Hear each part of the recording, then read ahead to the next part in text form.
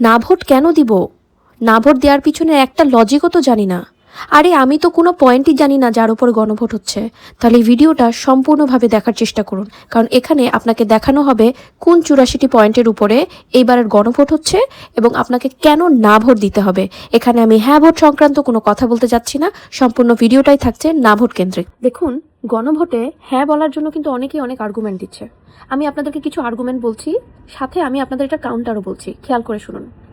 যেমন অনেকে আর্গুমেন্টে বলছে যে গণভোট মানেই জনগণের সরাসরি মতামত, তাই না? এটা কাউন্টারে আমি কি বলতে পারি?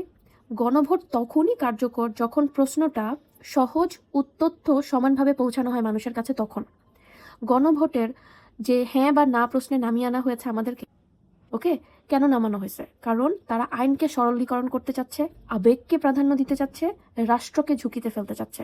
আপনারা কি সেটা বুঝতে পারতেছেন? কারণ গণভোট মানে এই যে 2 দিন পর পর এক একটা ইনসিডেন্সে আপনার এই যে সাধারণ জনগণের যে পার্টিসিপেশন হবে, আর হবে আন্দোলন। 2 দিন পর পর দেশ একটা ঝুঁকিতে যাবে। একদল হ্যাঁ দিল, একদল না দিল, এদের মধ্যে দ্বন্দ্ব সৃষ্টি হবে, মারামারি সৃষ্টি হবে, তাই না? তারপর দেখেন, আইনকে কেন আপনার সরল করতে হবে? ওকে, একটা দেশ তো শক্ত হয় তার আইনের মাধ্যমে, অ্যান্ড আইনকে যেন সুন্দর মতন আপনার প্রপারলি অ্যাপ্লাই করা যায়, ইমপ্লিমেন্ট করা যায়। এখন আপনি আইন তুলে দিয়ে সেখানে গণভোটকে বারবার আনতেছেন। এইভাবে একটা দেশের মানুষ কি 2 দিন পর পর গণভোট দিবে? দিনে 10টা পরিবর্তন আনতে হবে, 10 বার করে কি সে গণভোট দিবে? সো আপনি এটা কিভাবে বলতে পারেন যে আইনকে উপেক্ষা করে সেই পজিশনে গণভোটকে আনা দরকার? দেখেন, একটা দেশে শিক্ষিত অশিক্ষিত বিভিন্ন ধরনের জনগোষ্ঠী কিন্তু বাস করে, অ্যান্ড এই যারা অশিক্ষিত জনগোষ্ঠী আছে তারা কিন্তু অনেকাংশে বুঝে না হ্যাঁ মানে কি না মানে কি। তাকে এসে একজন আবেগ প্রবণিত করলো, আবেগ দিয়ে তাড়িত করলো, করে তাকে বুঝাইলো আপনার তো এটা করা উচিত, আর সে বোকার মতো গিয়ে গণভোটে হ্যাঁ বলে দিল। এতে করে দেশের একটা বড় ক্ষতিও তো হয়ে যেতে পারে, তাই না?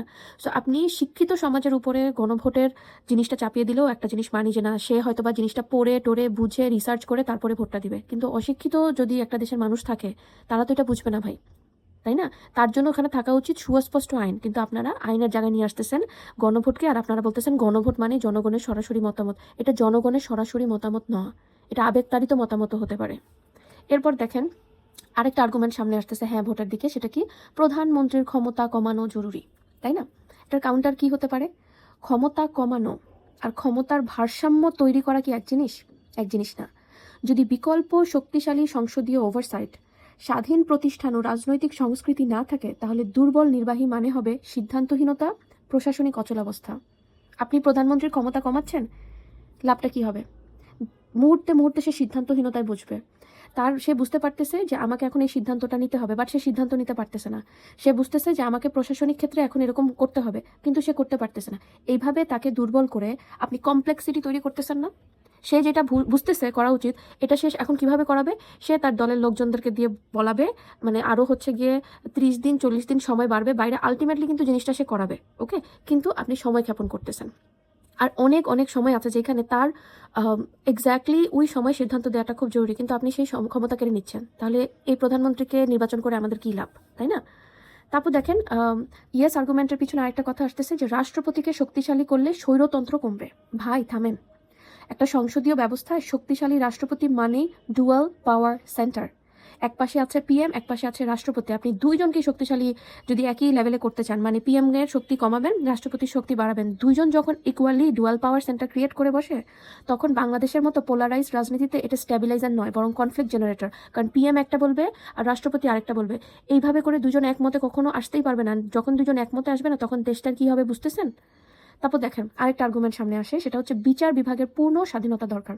বুঝলাম ভাই, শুনতে খুবই নাইস লাগতেছে যে তাদের পূর্ণ স্বাধীনতা দরকার, কিন্তু আমার প্রশ্ন হলো, স্বাধীনতা যে দরকার, কার কাছে জবাবদিহিটা হবে, তাই না? এই যে তারা নিয়োগ অপসারণ প্রক্রিয়া অস্পষ্ট রেখে পূর্ণ স্বাধীনতা দিলে সেটা ডেমোক্রেটিক ওভারসাইট কমায়, জুডিশিয়াল ওভাররিচ তৈরি করতে পারে, হাবিজাবির কথা যে বলতেছে। আমার প্রশ্ন হচ্ছে, আপনি কিভাবে জানেন যে বিচার বিভাগের পূর্ণ স্বাধীনতার নামে যে জিনিসটা তৈরি করতেছেন সেখানে আসলেই জবাবদিহিতা বলে কিছু থাকবে? আমরা তো এইবার 5 আগস্টের আগে দেখলামই কিভাবে হচ্ছে তাদেরকে স্বাধীনতা দেওয়ার পরও তারা কিভাবে প্রধানমন্ত্রী শেখ হাসিনার পক্ষে বা তার পছন্দের রায়গুলো দিত, তারপরে তাদের কোনো জবাবদিহিতার ব্যবস্থা নেই। তো আপনি বিচার বিভাগের পূর্ণ স্বাধীনতার কথা বলছেন, কিন্তু জবাবদিহিতা কিভাবে হবে সেটা কোথাও মেনশন করেন নাই। তাহলে তো বাবা বিচার বিভাগই হচ্ছে দেশের সবকিছু হয়ে যায়। এটা কিভাবে সম্ভব? যেই পাশ ইচ্ছে সেই পাশে রায় দিতে পারে। আমি একজন জাজকে প্রচুর প্রচুর প্রচুর পরিমাণে টাকা খাওয়ালাম, প্রচুর ধরনের প্রেশার ক্রিয়েট করলাম, তার উপরে তাকে দিয়ে একটা রায় দিতে বাধ্য করে দিলাম। তারপরে এই যে রায়টা সে দিল, পুরো দুনিয়া বলল যে রায় তো মানে কি জানি বিচার বিভাগ থেকে রায় দিছে, তার মানে তো এটা ঠিক। তো আমার প্রশ্ন হচ্ছে এখানেও তো একটা জবাবদিহিতা থাকা উচিত। এই যে আন্দোলন শুরু হয়েছিল আপনার বিসিএসে হচ্ছে মুক্তিযুদ্ধ কোটাকে কেন্দ্র করে, ওকে, এই রায় কে দিছিল? এই রায় আমাদের হচ্ছে বিচার বিভাগ থেকে দিছিল না? তো ওই সময় যদি তাদের জবাবদিহিতার ব্যবস্থা থাকতো তাহলে কি আজকে এই দিন হইতো? সে তো রায়টা দিয়ে ক্ষান্ত থাকতে পারতো না, তাকে এটা জবাবদিহি করতে হতো। কিন্তু ওই যে সমস্যা আগে ছিল সে সমস্যা তো এখনো রয়ে গেল। তাহলে ভাই আমি হ্যাঁ ভোটটা দিব কেন এখানে? তারপর দেখেন হ্যাঁ ভোটের জন্য আরেকটা আর্গুমেন্ট আসতেছে, সেটা কি? বিকেন্দ্রীকরণ মানেই উন্নত। বিকেন্দ্রীকরণ মানে কি বুঝেন? মানে ডিসেন্ট্রালাইজেশনের কথা বলা হইতেছে। এখন বিকেন্দ্রীকরণ কিন্তু আসলে একটা প্রসেস, এটা কিন্তু কোনো সুইচ না যে দিলাম আর সাথে সাথে বিকেন্দ্রীকরণ হয়ে গেছে। বিকেন্দ্রীকরণের সুইচে টিপ দিলাম আর সাথে সাথে হচ্ছে গিয়ে পুরো বাংলাদেশে উন্নয়ন হয়ে গেছে। ভাই এখানে বোঝার চেষ্টা করেন, যখন স্থানীয় সরকার দুর্বল হয় তখন ক্ষমতা দিলে উন্নয়ন হয় না। সেখানে আপনি বিকেন্দ্রীকরণ করলেন, ধরেন ঢাকার রাজধানী আমাদের বাংলাদেশের, এখানে মোটামুটি সব কিছু সেন্ট্রালাইজড। এখানে আপনি দেখবেন যে সরকারও এখানে শক্ত, স্থানীয় সরকার। এ কারণে এখানে আপনি কোনো কিছু দিলে সেটা প্রপারলি ডিল হচ্ছে, এখানে আপনি সবচেয়ে স্কিল্ড লোকবলগুলোকে পাচ্ছেন, সব কিছুকে পাচ্ছেন। কিন্তু আপনি চিন্তা করেন, আপনি এখন বিকেন্দ্রীকরণের নামে বাংলাদেশের ঢাকা শহরের সবচেয়ে ইম্পর্টেন্ট যে ব্যাংক, বাংলাদেশ ব্যাংক, সেটাকে নিয়ে সেন্ট মার্টিন নিয়ে গেলেন, ওকে। অ্যান্ড কি হলো, বেশিরভাগ মানুষ এত দূরে গিয়ে চাকরি করতে চাইতেছে না, ওকে। আর আপনার মনে হলো ওইখানে যদি আমি বাংলাদেশ ব্যাংকে ট্রান্সফার করে দিই ঢাকা থেকে, তাহলে হয়তো বা বেশিরভাগ মানুষ ওখানে যাবে, ওখানে অনেক মানুষের চাকরি হবে, তারপরে হচ্ছে উন্নয়ন হবে, অনেক কিছু হবে। ভাই এটা কি সম্ভব? সো আপনাকে আগে স্থানীয় যে সরকার আছে তাদেরকে শক্ত করতে হবে, আপনার মানুষকে স্কিল্ড করতে হবে, এরপরে আপনি এই চিন্তা করতে পারেন। শুধু এখানে সেখানে ফ্যাক্টরি করলেই তো বিকেন্দ্রীকরণ হবে না। ফ্যাক্টরি করার পরে সেই ফ্যাক্টরি চলবে কিনা, চলার মতো ওইখানে ব্যবস্থা আছে কিনা, সেখানে কোনো নতুন দুর্নীতি সৃষ্টি হবে না, এরকম যদি আপনার মোটামুটি সিস্টেমটা ক্রিয়েট করতে পারেন তখন কি আপনি বিকেন্দ্রীকরণের কথা বলেন? কোনো কিছুই ক্রিয়েট নাই, কিছু নেই, আপনি জাস্ট বলতেছেন বিকেন্দ্রীকরণ। এভাবে করে তো নতুন সরকার এসে বাধ্য হবে বিভিন্ন জায়গায় ছড়াই ছিটে এই সমস্ত জিনিসপত্র বানাতে। ধরেন এক জায়গাতে একটা ফ্যাক্টরি বানাতে হবে, প্রচুর গ্যাস দরকার, বাট ওখানে গ্যাস নাই, আশেপাশেও কোথাও গ্যাস নাই, কিন্তু বিকেন্দ্রীকরণের নাম করে ওইখানে ফ্যাক্টরিটা দিয়ে দিলেন, তো ফ্যাক্টরিটা কি চলবে? হবে শুধু দুর্নীতি, আর তো কোনো কিছু না। আর 2 দিন পরে ফ্যাক্টরিটা বন্ধ হয়ে যাবে। সো বিকেন্দ্রীকরণের জন্য আমি কেন এখনই হ্যাঁ ভোট দিব? আগে দেশকে তৈরি করুন, তারপরে আমি এখানে হ্যাঁ ভোট দিব। এখানে তো হ্যাঁ ভোট দেওয়ার কোনো প্রশ্নই আসে না। আরেকটা আর্গুমেন্ট বারবার বলছে, সেটা কি? যদি গণভোটে হ্যাঁ দেন তাহলে কি হবে? গণতন্ত্রকে শক্তিশালী করার জন্য সংস্কার করা যাবে। আর এই সংস্কারটা করবে কে? সংস্কারটা করবে একদল অনির্বাচিত কমিশন ও কাউন্সিল। মজার বিষয় হচ্ছে আপনি পাড়া মহল্লায় ভোট দিয়ে যাকে নির্বাচিত করছেন সে কিন্তু এই দায়িত্বটা পালন করবে না। দায়িত্বটা পালন করবে এমন এক কমিশন, এমন এক কাউন্সিল যাকে আপনি গঠন করছেন না, আপনার পছন্দের অনুযায়ীও সেই কমিটি গঠন হচ্ছে না। সেটা প্রপারলি একটা অনির্বাচিত কমিশন বা কাউন্সিল হবে। তাদের কি জবাবদিহিতা করা হবে কি হবে না জানি না, তাদের কোনো কিছুই আমরা জানি না। তো আপনাদের কি মনে হয় না জিনিসটা খুব অদ্ভুত? হ্যাঁ, আপনার হয়তো এইটা পছন্দ, আপনি হয়তো চান গণতন্ত্রকে শক্তিশালী করা হোক, এজন্য এখানে কিছু সংস্কার হোক, কিন্তু যেই মাধ্যমে সেটা করার কথা বলা হয়েছে, আপনার কি মাধ্যমটা আসলে পছন্দ হয়েছে? একটু মাথা খাটিয়ে চিন্তা করেন তো। আপনি যে জনপ্রতিনিধিকে নির্বাচন করেন তার উপরেই অনেকাংশে আপনার আস্থা থাকে না। সেখানে যাকে আপনি নির্বাচিতই করেননি সে আপনার জন্য হয়ে সুন্দর মতন সংস্কারটা করবে, এটার কি গ্যারান্টি আছে ভাই? একটু দয়া করে আমাদেরকে জানাবেন। আমার তো মনে হয় না এখানে কোনো গ্যারান্টি আছে।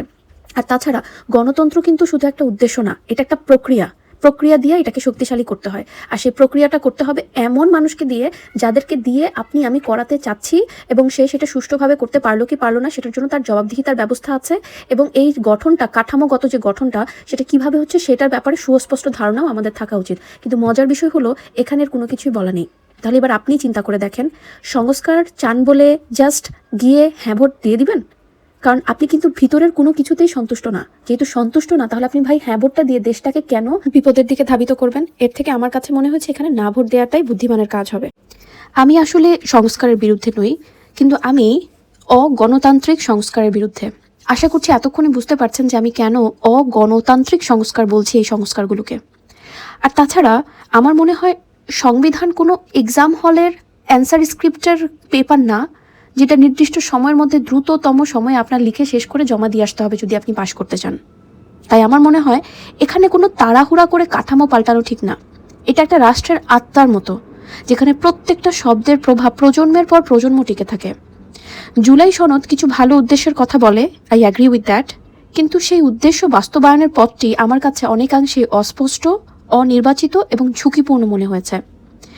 এখানে সংসদের ভূমিকা কমে, এখানে গণভোটকে জটিল আইনের বিকল্প বানানো হয়, এখানে ক্ষমতার ভারসাম্যের বদলে দেখা যাচ্ছে নতুন দ্বন্দ্ব তৈরির একটা বিষয় আছে।